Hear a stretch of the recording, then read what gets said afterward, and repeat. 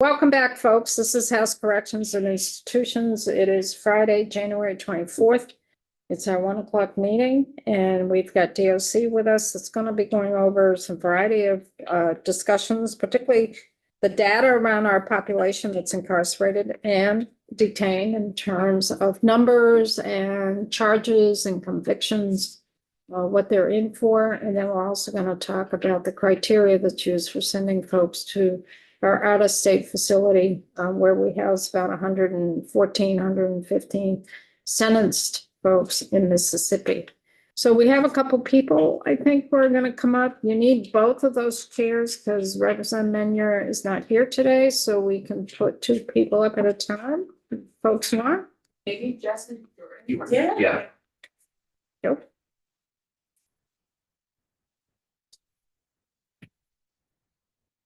And then he's running. Haley, you're running?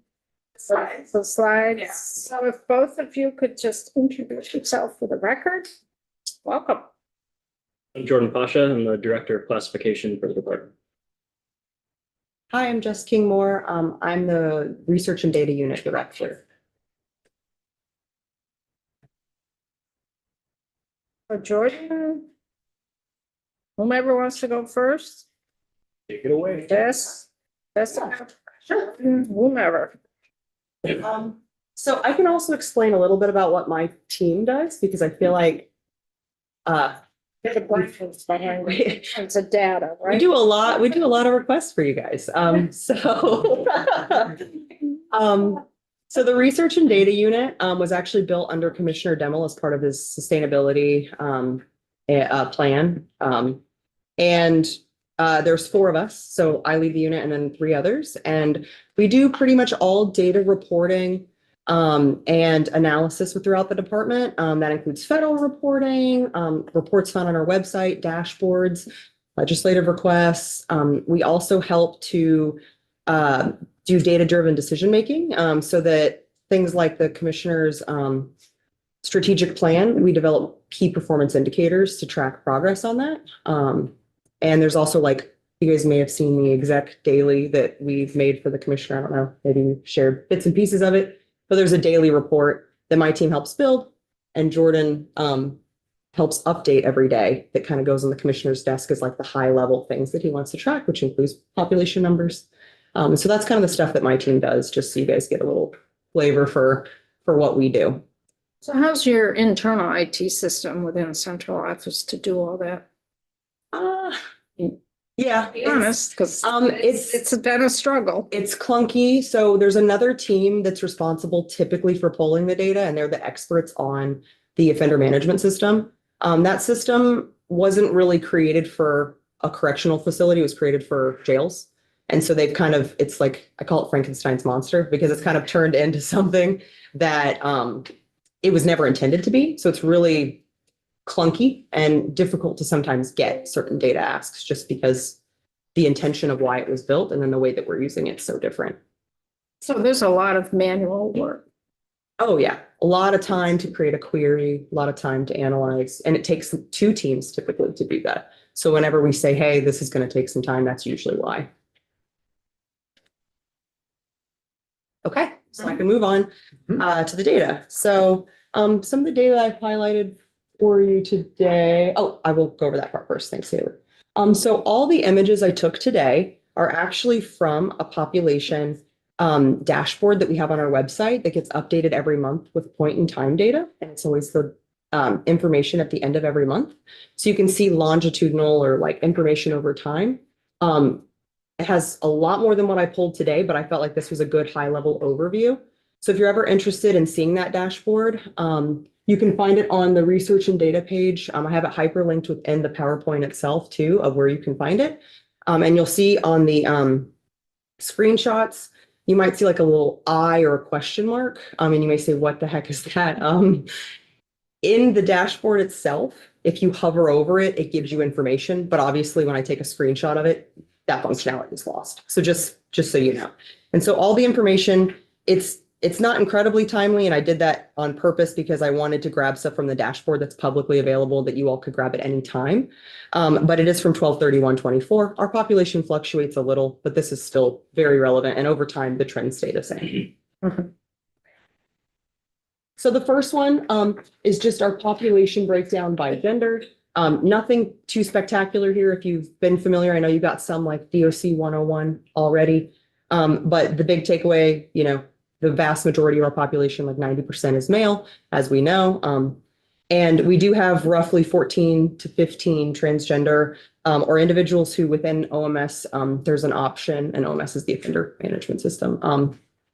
There's an option to say some other gender, which is basically you don't identify as female, male, transgender male, or transgender female, then they have that option. There's always an ability for unknown, but that typically doesn't happen very long because of PREA and other standards that we really need to know how somebody identifies as far as gender. So there typically is not unknown, but we let that be an option as well. Okay. So moving on, if we look at population by age, a big takeaway here, around 70% of the population's under 45. However, there has been quite an increase of the what would be considered geriatric in prisons, which is 55 plus. That used to sit around 10% 10 years ago, which is your dark blue bar here on the right. And now it's at 13.7%. So we absolutely have an aging population that requires a lot more healthcare. But just wanting to flag the trend of under 45 is pretty similar, except that now instead of that bucket, basically a lot of that bucket's shrunk and is being replaced with the 55 plus growing.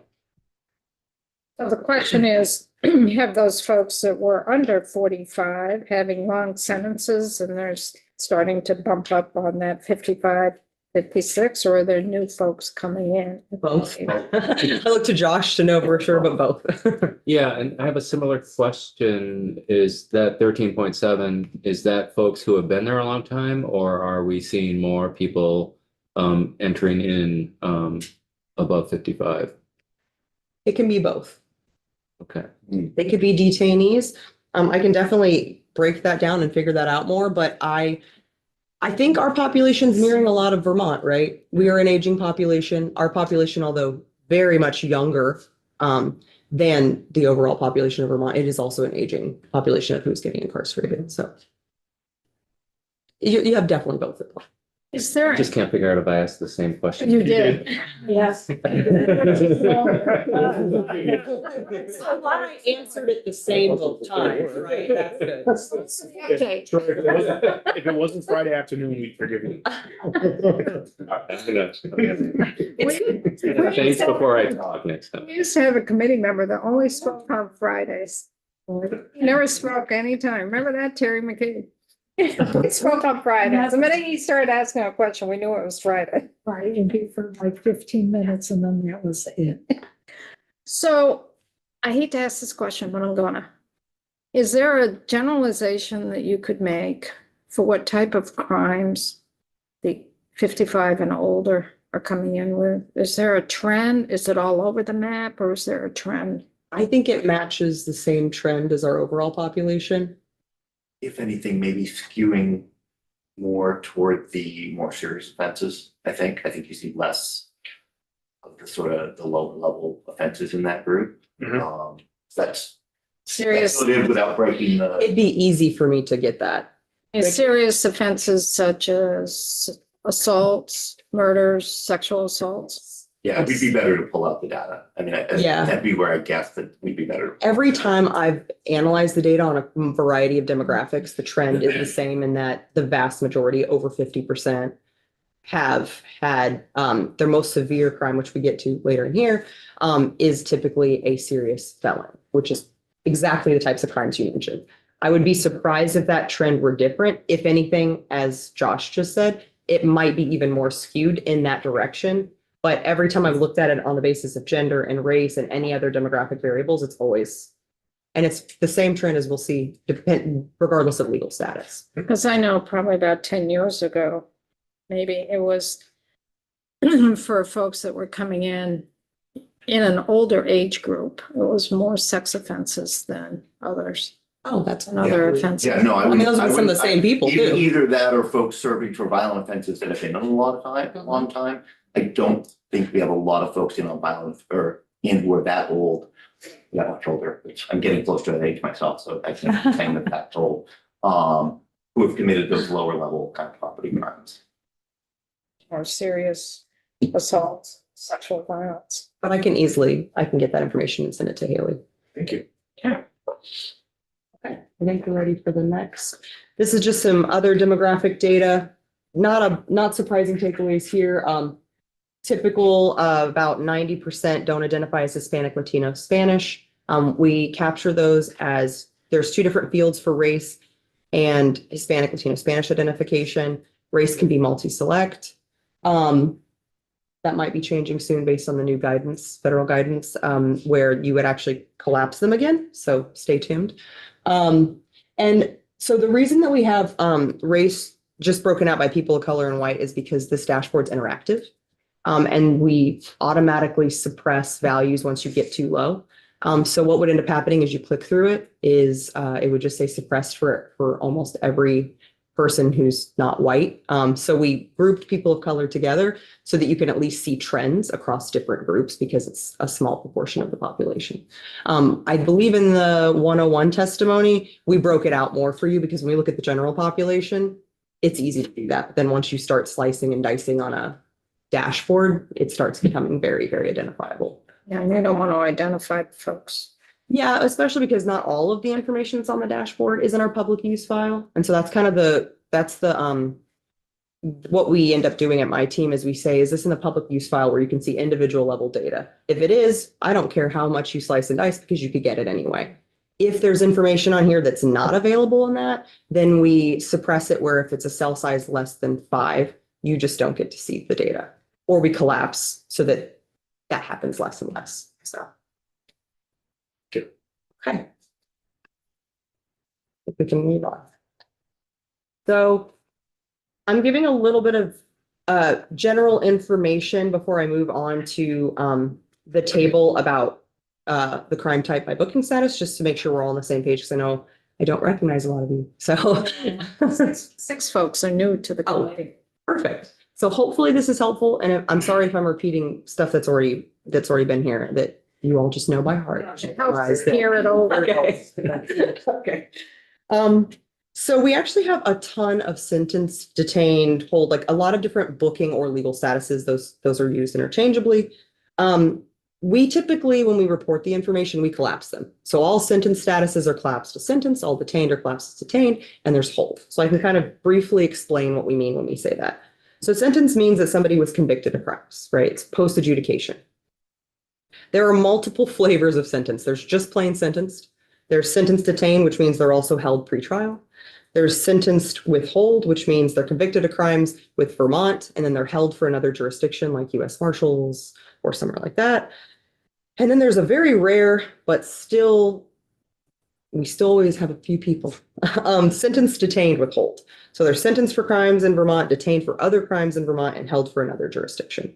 All of those in the next visual that you'll see are collapsed into just sentenced because it's just easier to present the information that way. And also that's what's driving their incarceration right now, their sentence status. I just want to stop you there a little bit to make sure the committee's. All right.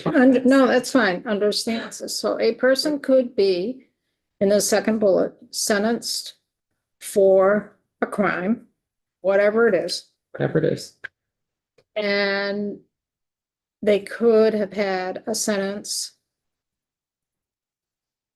Well, but they could have had a sentence that they served incarcerated time. I'm going to do it this way. And then they could be furloughed out. Yep. And they could have conditions of release. And while they were furloughed out, they created another crime. It's not a condition of release, but they were involved in another crime. So then they went back to court. So they still have that underlying sentence. But with the new crime, the court said, you're going back into an incarcerated setting. So they're serving the term they were sentenced for, so that's getting calculated.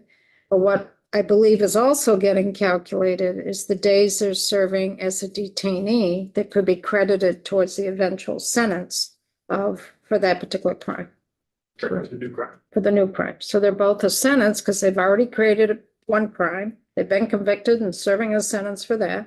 Released on furlough. While they're on furlough, they were charged with another crime. So they're being detained for that other crime.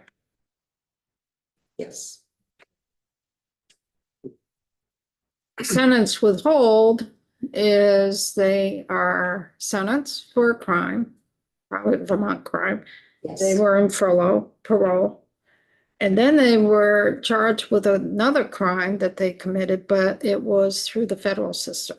Or Or we get told by the US Marshals, oh, hey, we're looking for this person. So we go ahead and put a hold on them. And what that means is we're not going to release them out into the community when they're done with their sentence with us. We're going to release them to the federal or state entity that is taking them for that other crime. then the last bullet is you could have all of the other. Again, it's not very common. I think it's usually a few people. I don't know if you've noticed an uptick in those, but I have it. but it's possible. It is rare. Thank you. So there's sentence, but it's not straight sentence. Yes, yes. And we make it look as very nice and clean with the 3 statuses, but it's a lot more statuses than that. And sometimes if they're sentenced and then they're detained, and on that second crime, they finally get a sentence, they could be serving 2 sentences at one time. Yes, and it's all under, to make it even more fun, all of it gets plopped in the same arrest, right? Mhm. Arrest episode, right? So if you're still serving with us and you keep tacking on more crimes, we just keep putting them on that one versus like saying these are multiple episodes. So they could, I'm trying to Do you think have- of the term, the sentence could be, the sentences could be Consecutive, not consecutive, not concurrent. concurrent, It could be both. both. You can have some consecutive, some concurrent. It's not, that's why there's an entire sentence copy in it that reports to Jordan. Thank goodness. Really, really difficult to calculate the release dates. They're constantly changing too with things like earned time.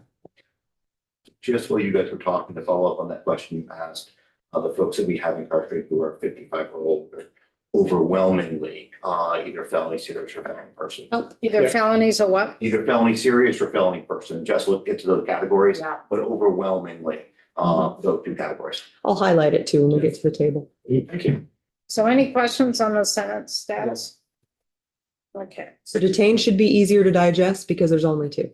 You can be detained or you can have it detained again with a hold. So we bring someone in or the police bring someone in and then we find out from the marshals, oh, we need to hold this person because they're also wanted federally. So those ones are a lot easier. And then we have the pure holds, right? The people that we're just holding for another jurisdiction. Those ones are pretty easy. here we go. Okay. So what this table is doing is I just, along the top, the columns there, you see the different legal or booking statuses, right? Detained, hold, sentence. And then you have crime type. So I'll explain how crime type is organized so it makes sense to everyone. So they're ordered, this is like a DOC internal thing, but it's a way to collapse and categorize things in a way that's digestible versus me telling you every major crime that would be like a table, like as long as table as long as the table. But they're from 1 to 11 with the most severe to least severe in the ranking. If you notice there's fel or miss, I did that to make it shorter, felony or misdemeanor. And then they have a category. I gave examples of each category that were the most common offenses under each one. So for instance, felony serious, you're looking at assaults, aggravated assaults, murder, things like that, sexual assaults, per person, assault and robbery, lewd and lascivious. We have property crimes that are like burglary, grand larceny, arson, things like that. Drug is like usually if it's a felony drug, it's dealing, trafficking, possession and sale, right? It's not just possession. You'll see that later in the misdemeanor drugs. Motor vehicle, if it's a felony, it's typically DUI 3 or more. And then other is things like obstruction of justice, fugitive, things like that. We get also like people from the interstate compacts that just kind of fit in other because it's crimes from another state, basically, but it's a felony. Then we have misdemeanor crimes. If you notice, there's not a serious category with that one. because we reserve serious just for the felony ones. So they have the exact same otherwise. So the person, it's just a little bit lesser crimes there, domestic assault, simple assault, property of things like unlawful trespass or retail theft, drug, again, I mentioned before, if it's a misdemeanor drug, now we're looking at just possession. Motor vehicle would be something like careless and negligent operation, and then misdemeanor other would be things like violating conditions of release. And these are just examples. Obviously, there's a lot more crimes that fit under each one. Sure. The whole column doesn't necessarily equate to the numerical column, right? They could be held for something else. Correct. The reason why they typically aren't categorized is because their crimes are going to be, it's like a system thing. They're organized by crime code. So like there's a specific code that sits with legislation, and then that fits neatly into these categories as we bucket them. When there's crimes from other jurisdictions, we may not have a crime code for that. And it would require creating a new one every time we get a hold to categorize the person. So they typically, it's just information that either A, we don't get, or if we do get it, it's not worth putting it in the system for something like that. So that's why we have this uncategorized, which is only holds. Gotcha. So the major trend that you'll see here is regardless of whether you're detained or sentenced, you're incarcerated for a felony serious as your most severe crime. Whether or not you're pre or post adjudication, that's typically why you're here. You see that 809 out of 1406. Also, you might also notice that the vast majority are here for felonies. Right. Hardly any misdemeanor crimes. And if they are misdemeanor crimes, they're misdemeanor person crimes, which are things like assault, but just not aggravated or sexual in nature, right? So you'll see hardly any of the other ones. So of the 1406 Mhm. that are detained and sentenced and everything else, 1,100 plus. Yeah. They're for felony serious and felony person. So that would be aggravated assault, aggravated sexual assault, murder, assault and robbery, or lewd and lascivious. Yeah, but not 900. Yeah. Just around. But between those three, property. Oh, you got property in there. Sorry. Property in there. Yes. That's 1,100 out of the 1,400. So you got 300 people scattered through the rest. Mhm. So you can see the goal was many years ago with former Commissioner John Gorchak back in the late 90s, said we can't arrest ourselves out of this. We can't build ourselves out of this. And we're spending a tremendous amount of money on a hard bed.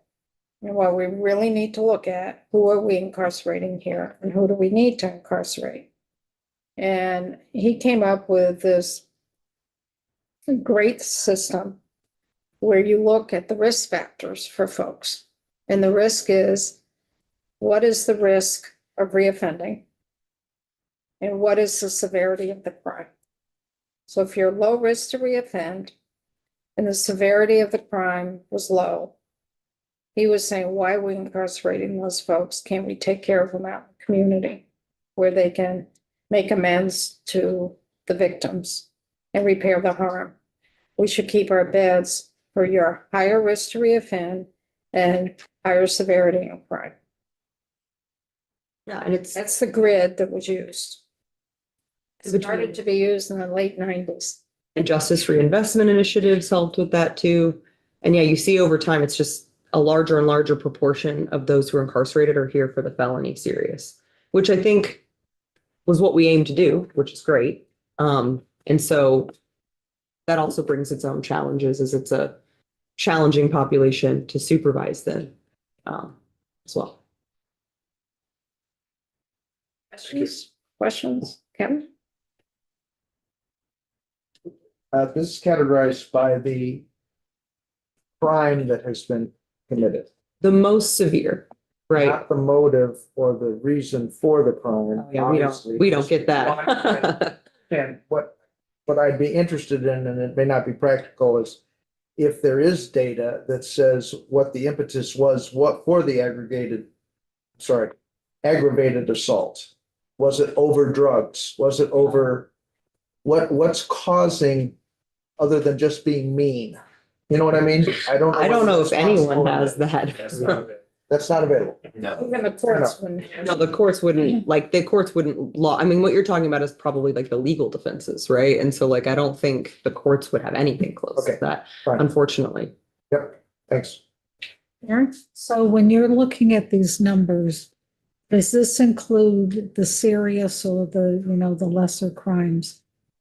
Is it only in Vermont, these crimes that have happened, or you added on what's happened in other states It's along with this? just the Vermont crimes. Okay. Yep.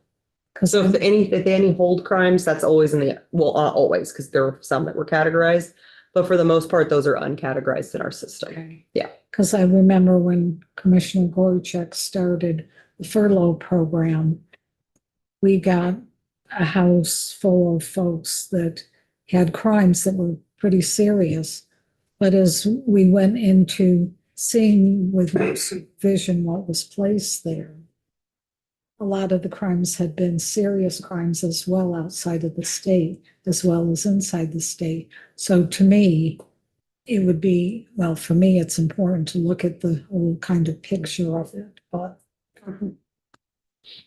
And you have nowhere in your system that shows. I think this is just so we're aware of why the population is incarcerated. As a matter of public policy, it's not really the jurisdiction of this committee, I don't believe.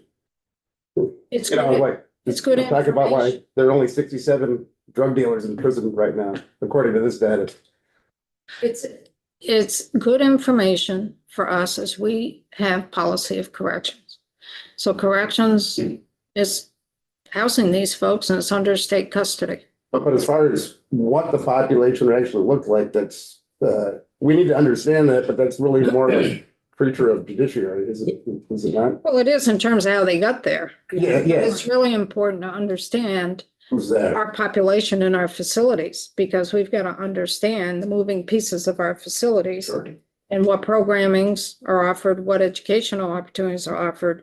And also it gives you a basis in terms of who we are housing and who we're paying for through state dollars to house in our facilities. That was why I asked the question, because, and again, it's not to give you folks a lot more work to do, but it was seeing that some of the crimes that had been committed outside of the state were like sexual assault on children. So when you're placing folks in a community, I know the house that they placed, the 11 that could really only should have only had like 7 in the building, was abutting a childcare center as well as a playground. You got to kind of look at the whole picture, but I know that's technically not you.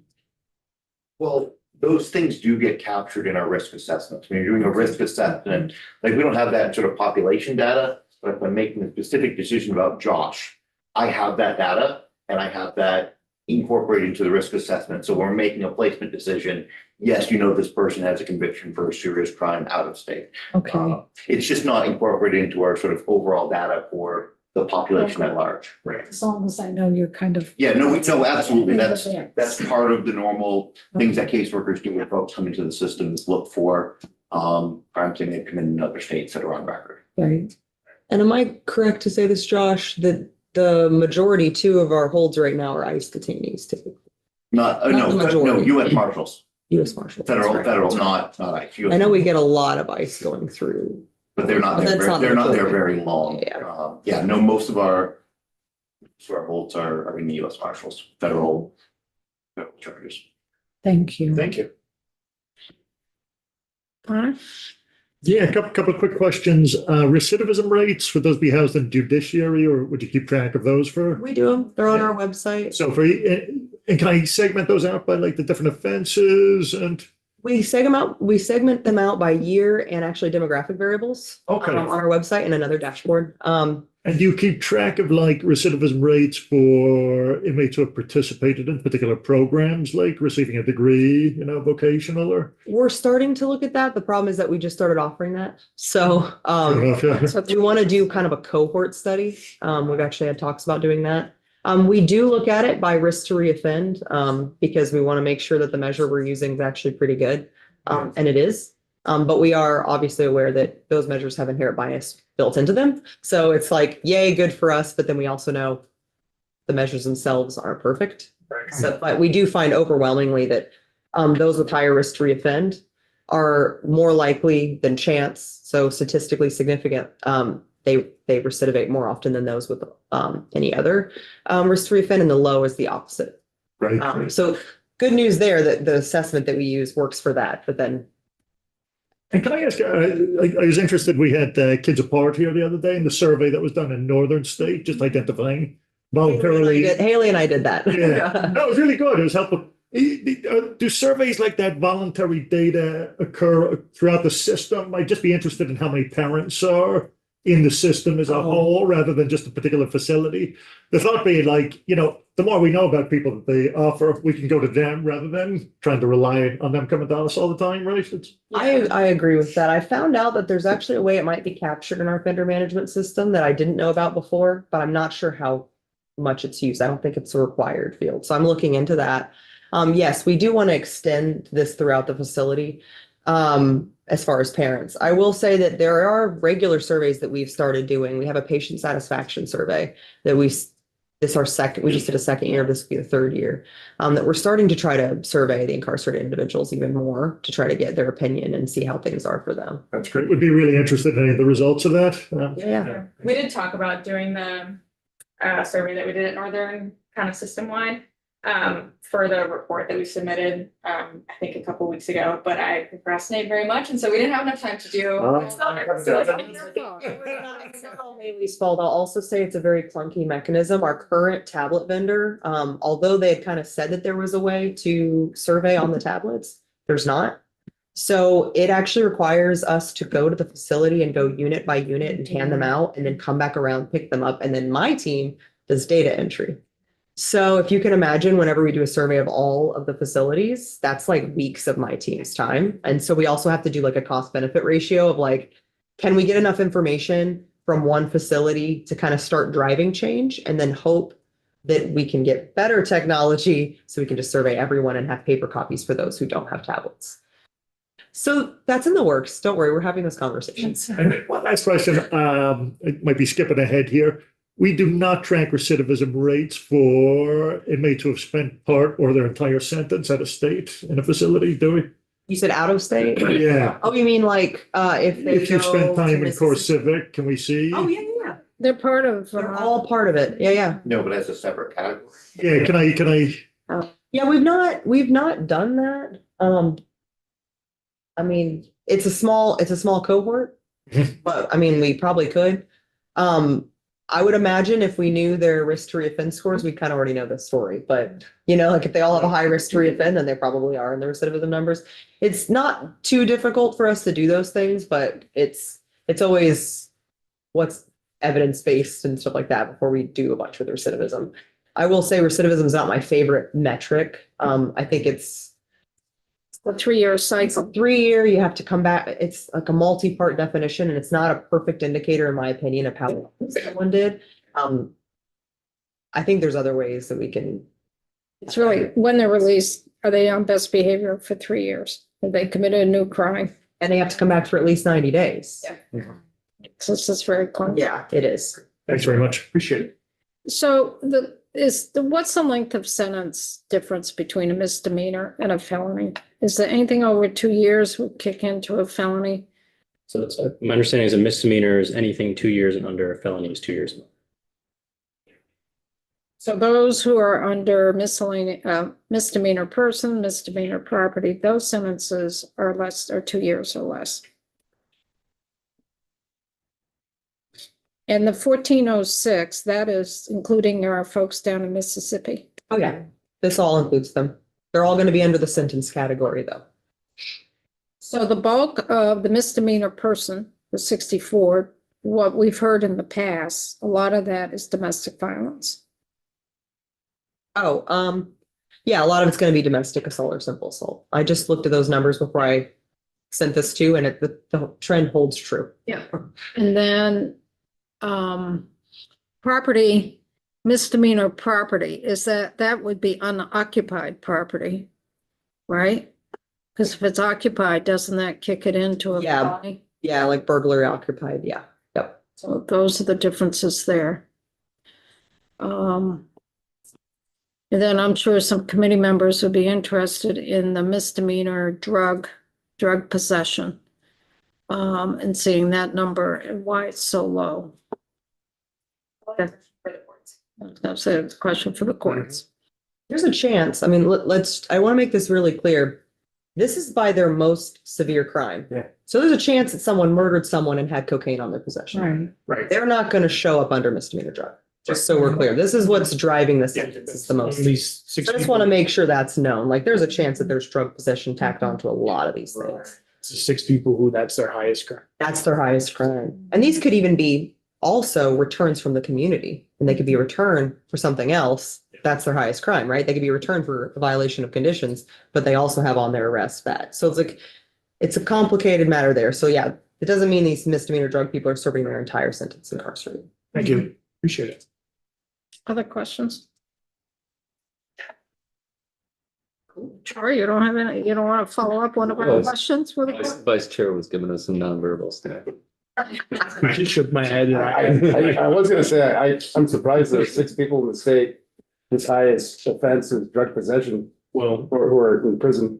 I would have thought that number would be. well, I think this, like she just explained it, not necessarily that is their highest. They could be, they have those. Just how it's categorized. No, I mean, it's gonna be their highest. Highest, but- So first, Yeah. 3 of them are holds for other states. Yeah.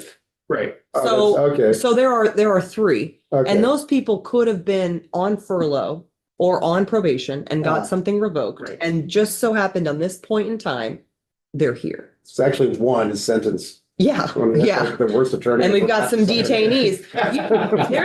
There's a chance we pulled this data and then those people made bail and they left, Right. right? Representatives. Like, we gotta understand, like, that's the thing about a point in time. It's a snapshot. But some of those felonies could have had possession of drugs, Oh, but Would be that funny. they got convicted on the most heinous, most serious crime. exactly. And there's also a Right. chance that misdemeanor drug person pled down. Yes, that's fair. Don't forget That's fair. that can happen. Yep. So, I Yep. mean, there's a lot at play and all of that would be Sure. the courts Yeah. that would have those. But it's interesting, though, when you bring up the plea agreements and pled down. Not many are getting pled down to misdemeanors. When you really look, misdemeanor person, misdemeanor property, drugs, that's not a whole heck of a lot of people that could plead down to a misdemeanor versus what's up for felonies. Of those who are incarcerated, I mean, there's always a chance they pled Right. down and they were only on probation. They're Right. not gonna show up here. Right. Yeah. But if you look at the incarcerated population, they might have pled down from aggravated assault to, I mean, maybe it was aggravated sexual assault that was the original charge, but they pled down to lewd and lascivious. You know, but it's still a felony. Is this the wrong place to ask the definition? Why is it aggravated? Why isn't it just assault? It's in statute. Statute, yeah. Can you help me with the definition? What It's does a that mean? higher level of assault. I think offline, we can help you with that. All right. Yeah, all of these are defined in statute. They're all defined in statute, Title 13. You want to spend weekend, There you go. you want to spend weekend I already reading. Googled it. It's a lot. And you click to Vermont underneath the other one. Go to statute. That definition is and that doesn't, to me, sound like aggravated. It's Yeah. just Anyway, that the word is. Statutes and statutes. Yeah. Yeah, but that's Vermont statute. I don't think that might not be, but this That's one not- is. Yeah. Yeah, you gotta go to our statutes. Yeah. It's Title 13. And we have the big, what used to be the big 12, that are now probably the big 18 or 11 or whatever it is. And we do have, our dashboard does look at, you just mentioned the Big 12 dashboard that I referenced before, also looks at what we call violent crimes, which is a proxy for the listed crimes. And so it breaks stuff out by those. So. Cool. Questions? All right, thank you guys. Thank you. Thank you very much. Oh, that was last year, I guess. That one. Good support.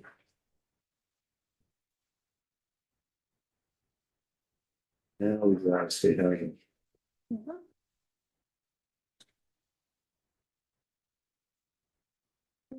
Oh, Sean, you can't build it. On stilts. Yeah, exactly, on stilts. Oh, I'm never gonna get the end of that. No. Built a condo unit Leadville instead. Franklin County, obviously, Mr. Good. For that, It's on in here. still there, Oh, okay. 30 years later. There you Welcome. You gotta. You can also identify yourself too when you hear me. So first, let me introduce myself. I'm David Turner. I am a DOC operations manager. I have testified before the committee before, but not everybody. Obviously, there's no folks here. I have been with the department for decades, and part of my responsibilities currently are to oversee the out-of-state contract. I do a lot of other things, but germane to today, that's kind of what we'll talk about today. And I'm just going to give some an overview of the history as I understand it of the out-of-state contract. I have been directly overseeing the out-of-state contract since 2019, but I've been involved in visiting the out-of-state facility since 2012. And then prior to that, I was on the other side of it, which was, doing hearings and getting people to go out of state. So the Vermont Department of Corrections started sending people out of state in bulk in the 1990s. We had individuals go out of state many years earlier than that, but we started a contract in the 1990s out of state with the state of Virginia. So it wasn't a private contractor, it was actually the state. Virginia apparently had overbuilt prison beds. They had them available. We had a need because we did not have the beds. So we housed over 600 incarcerated individuals at 2 different facilities in Virginia. And then in 2003, the Virginia contract ended and through a bid process, and the state started contracting with CoreCivic of America, and that was a private prison. And they had prisons in Kentucky, Arizona, West Tennessee, Oklahoma, and we put folks in all 4 of those facilities at different periods of time. The majority of them were in Kentucky for a long time. We sent some of the higher risk guys out to Arizona, Florence, Arizona, which is an interesting town. It's a prison town. It's got like 8,000 or 9,000 beds because every state and federal prison out there, they have both GEO and CoreCivic has prisons out there. But anyway, so we housed them out of state for quite a while until 2015. Now, in the interim, around 2010, we contracted with Sheriff's Department over in Greenfield, Massachusetts, to house folks that were incarcerated for lack of approved housing. So we at the time called them B1s, which was just the code used for someone who couldn't find approved housing. And we housed folks over there for a few years. But based on the nature of the facility, it was a sheriff's department. It wasn't really designed for long-term folks to stay there. They didn't have any off cement recreation and some behavioral issues that they had over there. We decided to end that contract. Before we leave there. Yeah. If you look up to the 1990s to the early 2000s there, Newport had just come online. The work camp had just come online. So we had 100 beds for a work camp. We had a new correctional facility up in Newport with about 300 beds. Those 2 entities had just come online and we still didn't have enough beds. And that's when Commissioner Gorchak said, we can't build ourselves out of this.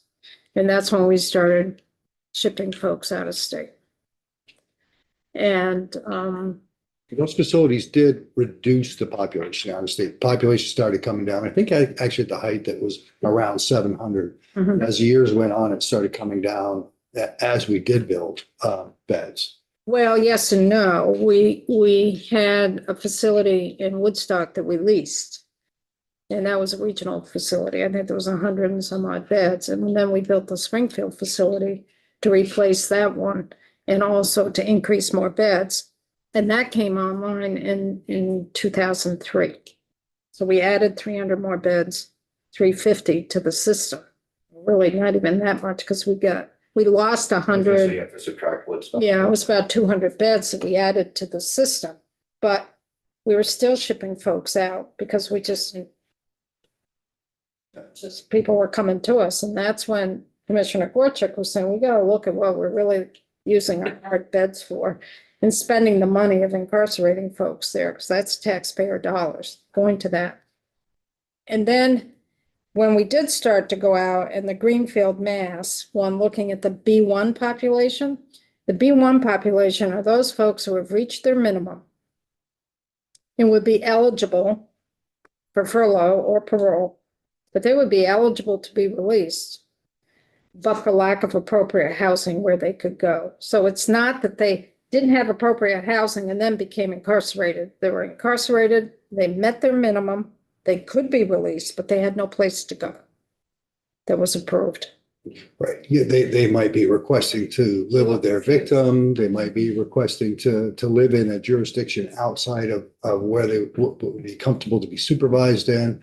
And numerous reasons, they may have been on furlough many times, and every relative that they've ever had said, you're not coming back, we're not housing them anymore, we can't take it, there's too much of a problem for us, so they just had no other alternatives. So our casework staff would work to try to find alternative housing, but it was very difficult. So we decided that those folks would go out of state for a period of time.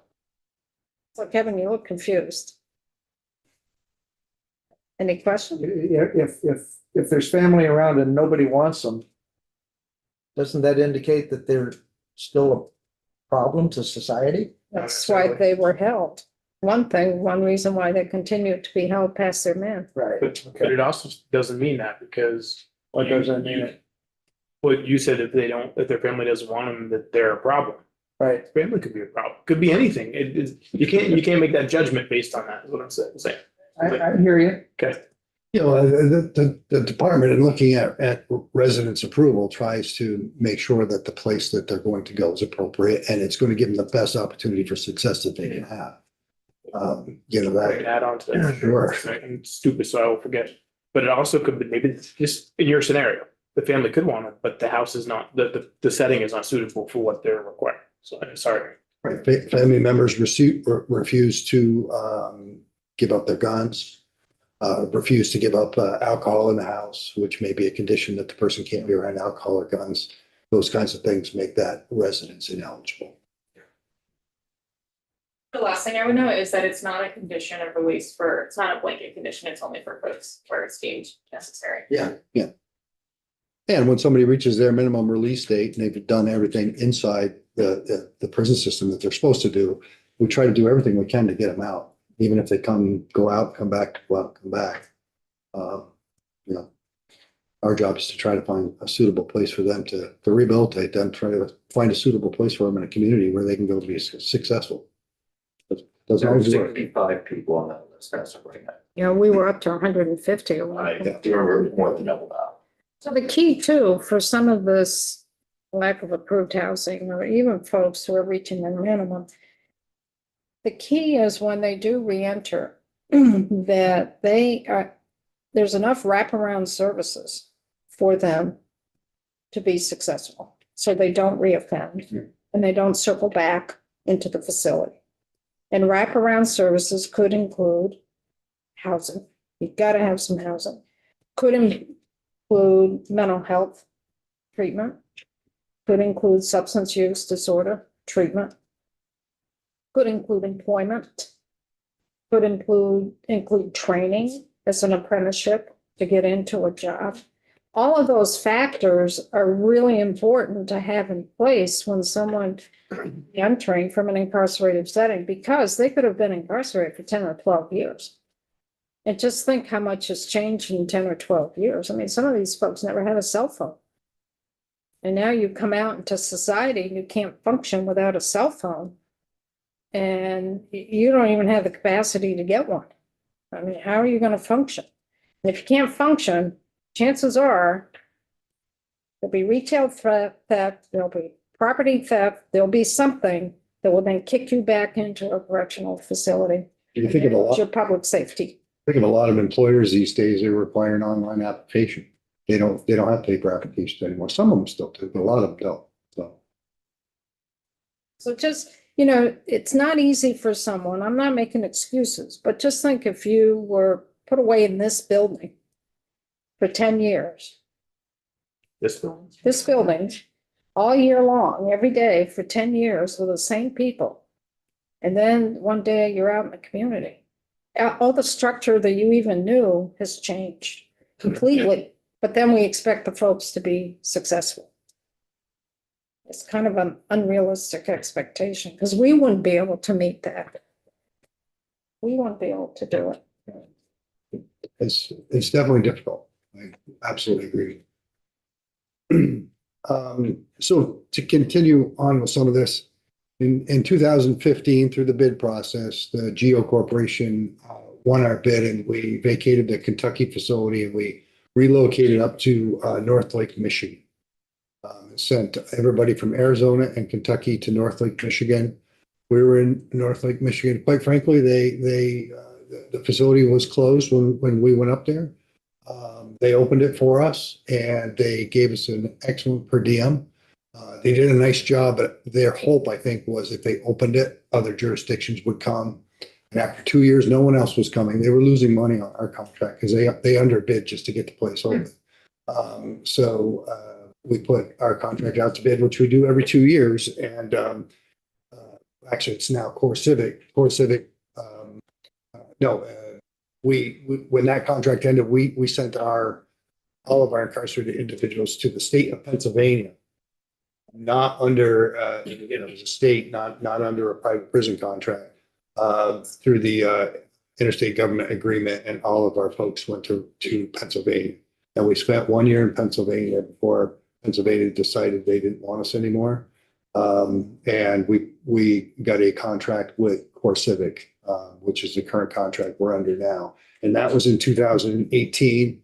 The contract went out for bid in 2022. The only bidder on that contract was CoreCivic. So we again stayed with CoreCivic, and the current contract is a 24-month contract, and you can have 2 one-year extensions. We're right now 18 months into the 2-year, the original 2-year contract, and we'll probably make a request to extend again. I don't know, and that's kind of where we are. So we're at the Tallahatchie County Correctional Facility, and it's in Tutwiler, Mississippi. It's about an hour and 20 minutes, hour and a half from south of Memphis. It's kind of in the bayou of Mississippi. That's pretty much I could talk about the facility a little more if you want me to. See it's on my paper here. But yep. I have a picture of the facility in the presentation, but I think it's after the out-of-state placement criteria. So David, for those folks, I mean, we've been doing this for quite a few years. And for those folks is there anyone that started in the Virginia facility that is still with us? Wow. In the late 90s. Probably. The question is whether they're still at are they at Tallahatchie? I don't know. I know there are people that have been in that are at the Tallahatchie facility that were in Kentucky, because a lot of times they'll talk about it. Yep. I don't know if there's anybody back to Virginia. So these are long sentences. These are folks usually with long sentences. Yes, we do have, and Jess could probably break the demographics out at some point, but a lot of the incarcerated individuals out of state do have long sentences. Which brings us to the criteria to make you eligible to go out of state. So we really have at least one criteria make you eligible, and that's you have to have more than 1 year to serve. And that's where you start, right? So it almost makes everybody that's incarcerated that has at least 1 year to serve eligible. We do get people that request to go, and anybody who has more than a year, whether they requested it or not, goes through our exclusionary criteria. And this is where we, run into a lot of problems. Does that slide up? Okay. Our exclusionary criteria. So if you doesn't matter whether you have 1 year, whether you have 15 or 20 years, we're going to take a look at, do you have significant medical issues? Do you have significant mental health issues? So we have people that are in Mississippi that might be on, psychiatric medication, Wellbutrin or Paxil or something like that. But they're managed day in, day out. They see mental health providers, on a regular basis to get their medication taken care of. If they're having any issues, they can make a request to see a mental health provider. But somebody who is severely functionally impaired, we don't even take a look at those people, get knocked right off the list. We don't send anybody like that down there, just like we wouldn't send anybody that's having any chronic medical issues. So that could be as simple as, somebody's got something in their gut going on, and they don't know what it is, and they have scheduled appointments to our medical provider here in Vermont. Those people come off the list. Someone who is in any kind of long-term treatment, dialysis or cancer treatments, we wouldn't send anybody like that out of state. So we try, at least on the medical and mental health side, to get them people that are not very sick and that are fairly stable from a mental health perspective. But we also have other exclusionary criteria. If somebody's in the process of going through the court process, maybe they have a PCR, post-conviction relief, or maybe they have some lawsuits against a department coming up and they have in-person hearings that they have to attend, they would come off the list. We have an age requirement. The Commissioner Touchette years ago asked us to start bringing back anybody who's above 70 years old. So we don't look at anybody who's above 70 years old, and we do have a slice of our population that's above 70. In every institution, there's critical employment positions. There might be cooks or law librarians. Maybe there's somebody in our bigger facilities that clean the front office area, but they have to have permission because it's kind of outside the secure perimeter. So they would come off the list. The superintendents have a list of those folks, and they'll tell us who they are. Open ears coaches. I don't know if you know about the open ears program. Anybody's open ear coach doesn't go. Anybody that has programming or educational requirements. So some incarcerated individuals are actually required to participate in education if they're of a certain age and they don't have a high school diploma. And if they're engaged in that, we wouldn't send them out. We would let them get their high school diploma. Programming requirements such as our risk reduction services for sex offenders, violent offenders, anybody that's involved in those programs, we would not send them out of state, including those who are within a certain window. So if they're within 3 or 6 months or 9 months or a year of that window, we're not going to send them out because we would just end up sending them right back. It's a 30-hour bus ride to get down there in your handcuffs. So we try to make sure that if somebody's going to go down for a while, they're going to be down there. Somebody might have significant separation issues. So we have 2 incarcerated individuals that as soon as they run into each other, they are going to have some sort of altercation. In state, we have 5 different facilities that we can ship them around to so we can keep them separated. Down there, they have 1 facility, and we have 1 building within that facility. So it makes it much more difficult. We don't need those types of problems, so we wouldn't separate them. Anybody that's got a history of mental health decompensation going out of state. There are some people that are fine in state, they go out of state and they just melt down, seriously melt down. We would, if they have a history of that, we would not do that. And anyone who is actively involved with their children, and they'd have to be pretty actively involved, where their child's coming in to see them on a regular basis, significant others parents are bringing them in, caregivers are bringing them in. We would take a hard look at whether we really want to break that bond or not. So those are some of the exclusionary criteria. There's probably others, but so we can have, and if you look at Justice List of 1,406 and you take the 100 and we actually have about 119 out. We had a trip this week. You take them out of that 1,406, you take the detainers out of the 1,406, you end up with, 600 or 700 people. You run them through this criteria, and this last trip we had 8 people that could go down there because we do have a lot of, and we've now started the CCV program, which I didn't put on here. So if they were actively involved in that program, we would send them. We'd let them get. That was my question. So you say 80? 8. We brought 3 back. We sent 8 down. Thank you. Bye. And the 3 that you brought back, what would be the reason? Are they getting close to the end of their sentence and need to get going in programming, or is it age? Would be any of the above. Nobody was aged this time, but they could be getting close to their program window. As you know, we start programming every 3 months. They could have been getting ready for their release date. They could have had a court date pending and the judge doesn't want to see them here. So we would send them back. It could also be a significant family issue. Maybe their mom, their dad, their significant other is sick. So we're going to send them back because it could be an end of life situation. So that way they have some visits or contact with their family.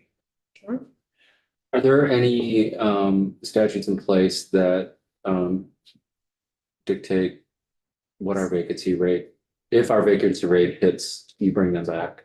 And if so, what do you think that vacancy rate should be? If not, what do you think that vacancy rate? Well, there's no statutory requirement to say if there's, if the state has 100 beds, you bring them all back. And I don't know, and I only say that because the beds we have and how we use the beds. Yeah. Make it difficult sometimes to bring folks back. If you have restrictive housing beds and you have 40 people out of state that can fit into those beds, but they're not restrictive housing. People should be in restrictive housing. You wouldn't want to bring them back. Do you remember what was the tipping point when we started using out of state facilities? How full were we? I actually don't. Full. It was almost 2,000 or over 2,000, wasn't it? Yeah. That's We right. were bumping up to 2,000 people, 1,800, 2,000. And people living in gymnasiums. Yeah, I remember that. Yeah, in South Burlington. Yeah, I remember that. It's weird. Negotiated with the state for their water and sewer capacity, and that limited the cap on South Burlington. Did we have all our facilities at that point? All our current facilities? Yeah. Yeah, I do. I mean, it remember- first Springfield, we started didn't. before we had Springfield Yeah. online. When we put Springfield online, we got an additional 200. But it started prior to that, just when we put Newport online, that was an additional 300 beds all of a sudden, and 100 beds for the work camp. So we had 400 beds all of a sudden. And that's when Commissioner Gorchak at the time was saying, hey, we can't build ourselves out of this mess. And it's not healthy to have folks out of state. That was a temporary situation for the out of state situation, because the thinking was, well, maybe if we build the Springfield facility, we can put in 200 more beds online and that will take care of it. Well, it didn't, because it just kept. Yeah, the population, even though the beds came online, the population kept rising, so it didn't. Well, that's when Commissioner Gorchak started putting in the community justice centers and restorative justice. That's when all of that started to take care of the low-level crimes. The furlough program actually started in the 90s, trying to get people out into the communities and hope to get them successful to reduce the population. The release valves, literally. So because it's expensive to build a facility, as we're seeing now with a women's facility, and it's expensive to house them. Now, our current contract calls for, is for 300 beds. We only have 120 people out of state, 119. And, the plan is not to ever have 300 people out of state. But if something was to happen to one of our states, one of our facilities in state, we needed an emergency release valve. Let's say just the infrastructure crumbled at Northwest State and the facility was sinking into the ground or something. As opposed to just releasing a bunch of people into the community with no services and no supervision. You could find some folks to send out of state to get that relief valve for a brief period of time till that facility was back up in 6 months, 3 months, whatever it is, so you can bring it. So that's why the contract is actually for a little more than the numbers that we have out there. The national standard recommends that facilities don't exceed more than 85% of their capacity. Right now, I think we're at about 137%. Doesn't That's the seem, general, yeah, we've done like what if analyses, so we look at the general population. Now, Dave, you hit on this, right? So if you've got an infirmary, if you've got segregation or restrictive housing, those are not long-term placements, right? Those are special beds that you only want to use for those reasons. And then, yeah, the standard is like this 85% of your general population's bed. So we've said, okay, what would it look like if we brought everyone back? And you're like a ridiculous percentage because, we don't have enough general population beds for our population. And you run into a lot of issues when you put someone in restrictive housing long-term who shouldn't be, obviously. You put 3 to a room, which we have. That'd be the sled beds that we used to get as well. Yeah. Kevin and then Troy. Just quick, the contract for 300, are we paying per diem for 300 or? No, or as we fill them? we pay for what we have done. Wow, it's a generous contract. Yep. They never broached that with us before, thank God. I have a bill for that. If we don't build a replacement facility for CRCF, is out of state beds a possibility? For the women? Women? It would certainly be something that we don't want to resort to, but as you know, the infrastructure in Chittenden is crumbling and it is Right. not suitable for those. to live Right, as I kind of contemplate that problem, Yeah. right, if a new facility isn't built, that's what I'm worried about. Yeah. The current population and the current workers are either gonna languish in that facility, or we're gonna start looking at out-of-state facility. That's what I'm worried I about. think that's a very fair concern. The department's philosophy is that obviously if we could, we wouldn't have anyone out of state, so it is certainly not our intention to send people out of state if we don't have to. Yeah, and it certainly wouldn't be at Tutwiler, Mississippi. No, I mean, it's not a female facility, it's a male facility. It would have to be a whole separate contract. And it would be terrible for one of the reasons you just said, actively involved Families. children, a lot of our women are. So that would be devastating to have to do something like So that. to put it in context, a new women's facility that would not be high in bed counts. You'd have flexibility in beds. You wouldn't have high bed counts, but you'd also have a reentry program, which is not as built to the standards of incarcerated. You're talking 90 million just to build that. And I don't, that's bonded dollars. And the longer we wait, the more expensive it will be. And that's without buying land. You know, To buy land, it's a lot. I worked at the female facility as a superintendent there for a couple of years and you know, to send those folks out of state, it would be different. It would just be a different. Well, I mean, that gets into gender norms and what we expect men to be able to handle, and I mean, I could go off on, I'm gonna. Is that an argument to do that? It's Friday afternoon. No, I'm saying that's an argument to To be bring, on- to bring the men, not to bring the men back as Ah. well. If we're hesitant to send women out of state, why are we not also hesitant to send men out of state? Because men are parents as well, but we don't have. Okay, good. Yeah. Question. Okay, sorry, but in this conversation, I think there's a women's facility in Greenfield, Massachusetts, which would actually be closer than some of the people would be if we have a single facility in northern Vermont versus southern Vermont. I mean, so I don't know that we want to just exclude that as a possibility. I do. I don't know about that. I want Is that run locally by the sheriff in Greenfield? Because the male Oh, one no, was. I believe it's a large facility. It's not just. I don't know enough about it. I know someone that was there and it was fairly large, so, and it's what, 2 hours from us anyway, but anyway. It'd be complicated. So I can talk about the facility a little bit. That's on the next slide.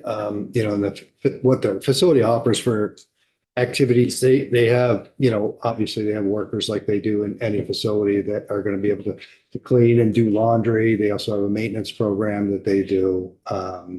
And then programs and activities, they have, you know, same kinds of things they do in state religious services and arts and crafts. And they have they have a lot of recreation, but they also have, you know, NA and AA if people want to participate in that. They have gaming systems down there, which they don't have in state. That's why they go. And it's part of the reason why they do want to go. Can they smoke? I no, they cannot. I will say the gaming systems are probably short-lived. And when I say short-lived, it's really up to the manufacturers because anybody who's a gamer, and I am not, everything is, it's getting harder and harder to buy a CD.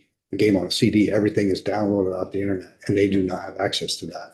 So once they get to that point where there's virtually little games that they can buy on CDs, the gaming systems will probably have to change in some way.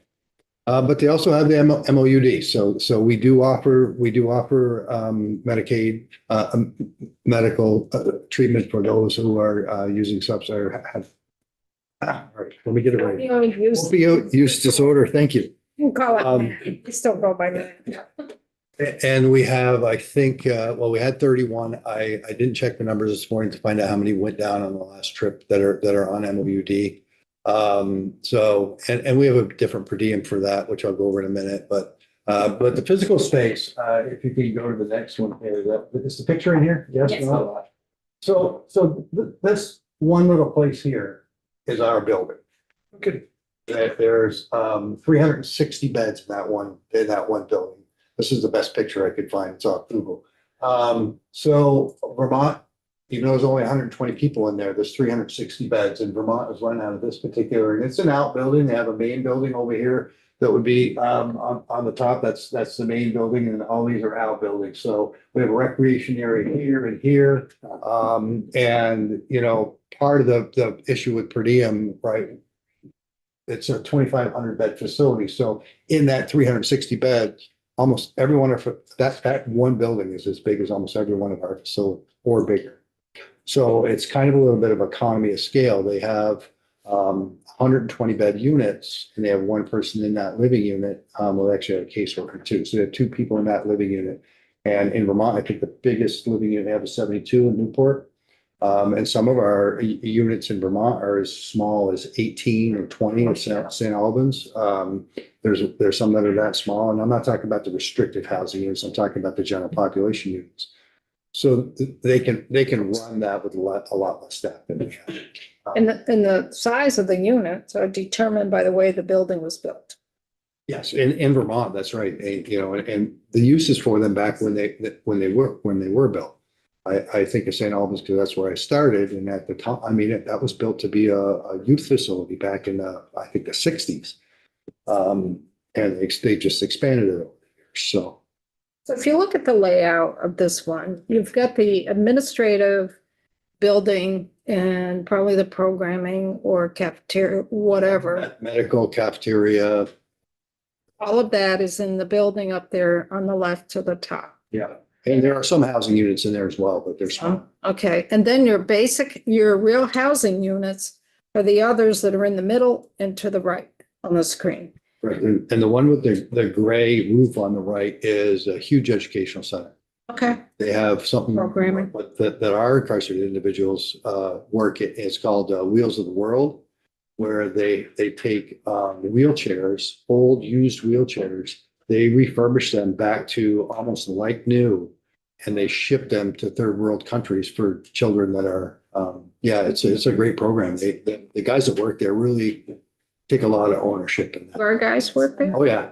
Yeah, they actually even get to put their name on the wheelchair on a little tag when they build that, when they're done with it. Perfect. Yeah. So that layout that you see there, here in Vermont, we use the term campus style Right. for that type of layout. The Newport facility is built in a campus style. You have your administrative building, your programming building, your infirmary, your dining hall, all of that's in one building, and your living units are physically separated from that. So your Newport facilities like that, your Springfield facilities like that, St. Albans facility is not like that.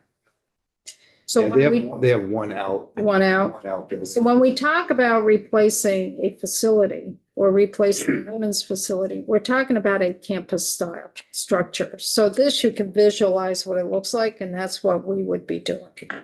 So you have your administrative building. Call it essential services. All the essential services are in one area, and then the living building. Is elsewhere. And inside these living units, similar to Southern State, they have, you know, a little place where medical meets with them. They have their law library right in there. They don't have any recreational space in there other than their day rooms, but so they can get a lot of the services that they need right inside that building if they need to. So the next one will get you to the per diem, the next slide, and the per diem out of state. We have two different per diems. We have a per diem for anyone that's on MOUD, and that's because they have to supply the medicine, they have to supply the medical staff, they have to supply extra security staff, and a doctor that's specific to, treatment for opiate use disorder. And then we have non-MOUD, and you can see the differences there. And Haley was nice enough to get the number of what it costs in state to house somebody in state. And it's generally an economy of scale. I mean, if you look at the difference in that price.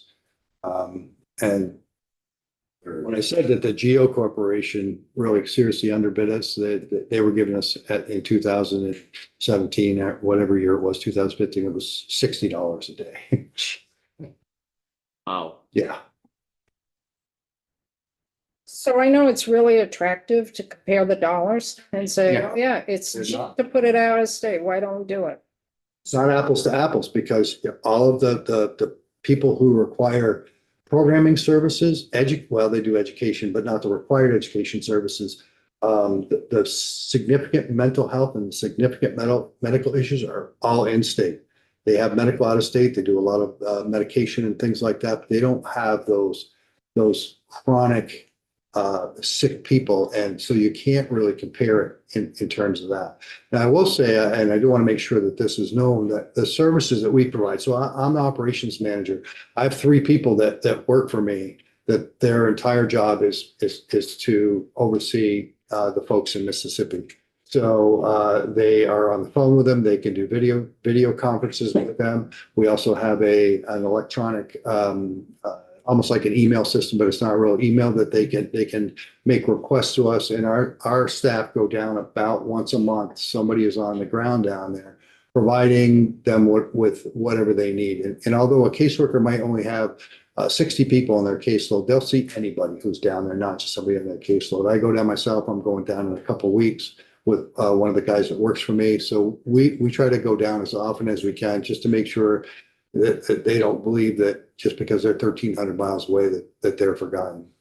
So we try to make sure that connection is there because we think it's important.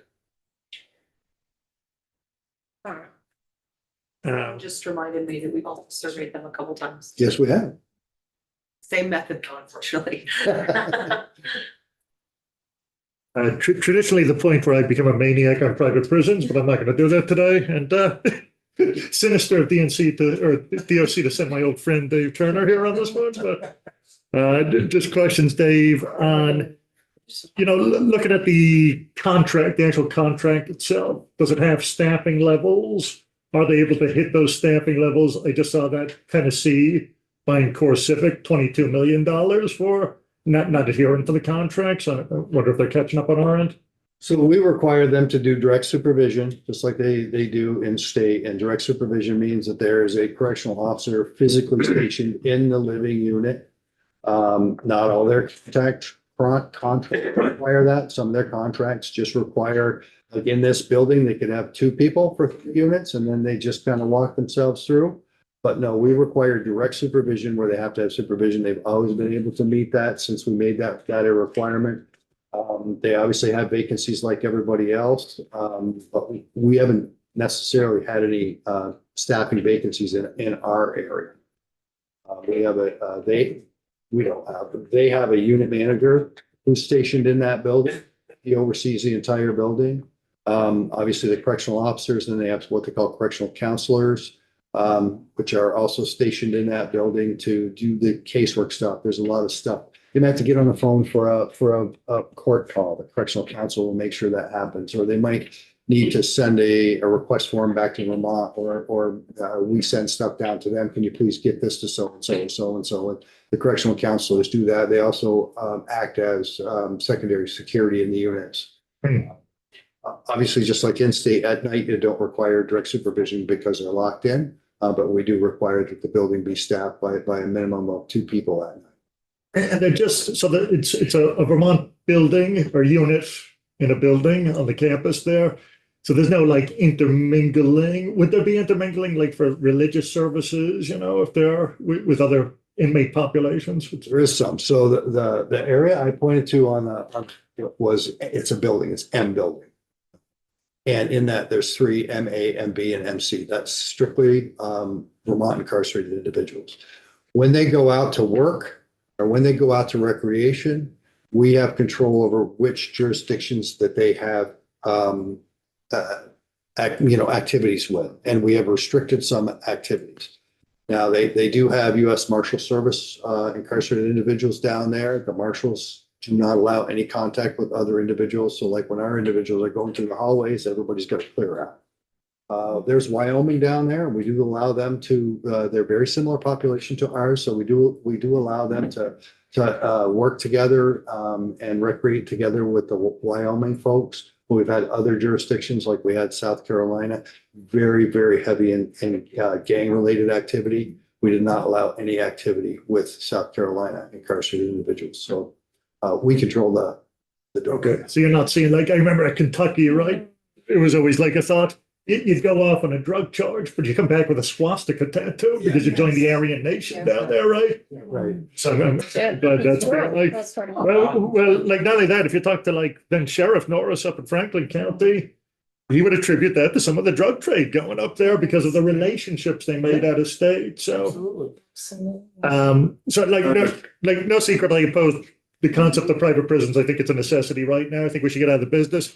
I'm wondering, are you involved? It's not for another year out, I think, that we have the study that we passed last year to look at ways to phase out of private prisons. So I'm wondering, are you involved in that process? How's it going? Haley is. I am not involved in that process at this point. Okay. I will say, just because I watched some testimony earlier this week that somebody was asking about alternatives. You know, when we put an RFP out, we put an RFP out countrywide.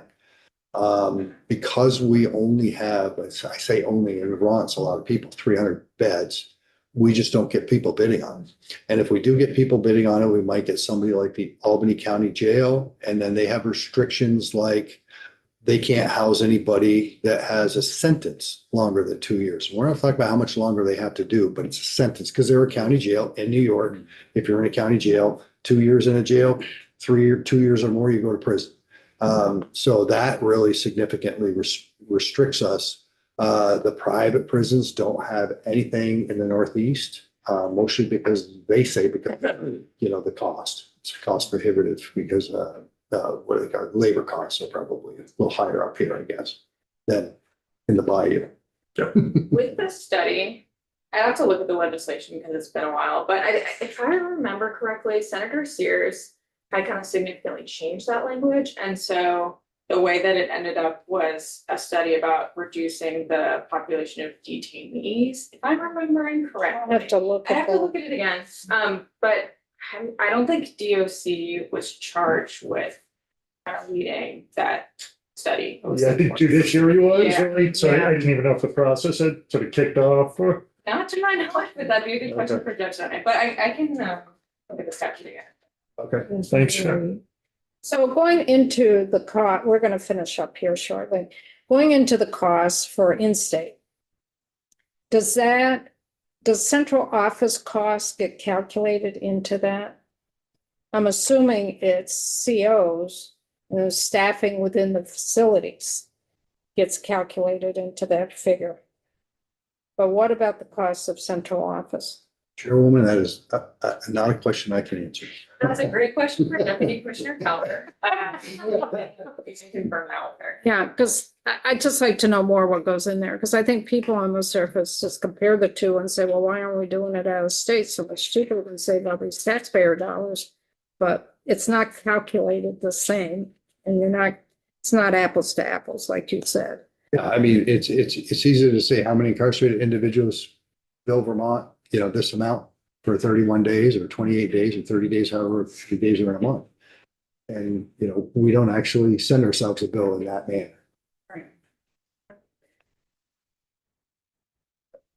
This has been good. I hope this testimony's been helpful. for folks. Absolutely, yeah, thank you very much. Thank you. Really appreciate it. Any other questions, thoughts? I've got some for Tuesday. Don't want to ask them now? No. The people are here. It's judiciary and consult with DOC, Haley. Judiciary and Oh, council. okay. Judiciary and consult with you by November 25. Yeah, I don't know if we should. Yeah. If we could bring down the detainee population, we could bring people back. Because And, you know, during COVID, if you want to know, during COVID, we're down to we started at about 280 out of state. But during COVID, we started bringing folks back because we did lower the in-state population, but now the in-state population has gone back up to kind of, I don't know if it's at pre-pandemic No, levels. no, it's still well below. We were We're 16. 1750 before Yeah. pandemic and we're. You almost got yourself in trouble there. We're 900. Pandemic. Thank you. Thank you. Thank you so folks. much. Very good. So we're done for the week.